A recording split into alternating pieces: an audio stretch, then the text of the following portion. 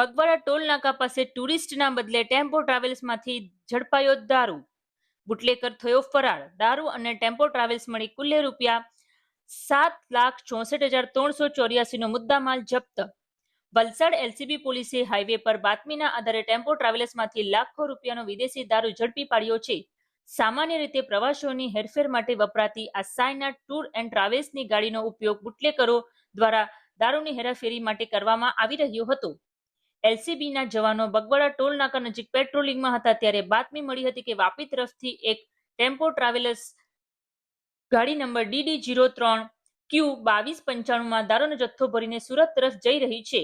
પોલીસે હાઈવે પર વોચ ગોઠવી ગાડીને રોકવાનો ઇશારો કર્યો હતો, પરંતુ પોલીસને જોતા જ ચાલક વાહન રસ્તાની સાઈડમાં મૂકી નજીકના રેલવે ટ્રેક તરફ અંધારાનો લાભ લઈ ભાગી છૂટ્યો હતો. પોલીસે જ્યારે તપાસ કરી તો ચોંકી ઉઠ્યા હતા.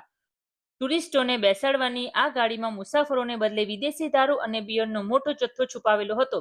સીટોની ઉપરના ભાગે અને પગ રાખવાની જગ્યાએ ગુપ્ત ખાનાઓમાં દમણ બનાવટીની વિસ્કી અને બિયર 38 બોક્સ, કુલ નંગ 1416 બોટલ, જેની કિંમત રૂપિયા 2,64,384 નો જથ્થો મળી આવ્યો હતો. તપાસ દરમિયાન વધુ એક મોટો ખુલાસો થયો છે કે પોલીસને છેતરવા માટે ગાડી પર ખોટી નંબર પ્લેટ લગાવી હતી. પોલીસે 5 લાખનો ટેમ્પો ટ્રાવેલ્સ અને દારૂ મળી કુલ્લે રૂપિયા 7,64,384 નો મુદ્દામાલ જપ્ત કરી ફરાર ચાલક સામે ગુનો નોંધી આગળની તપાસ હાથ ધરી છે.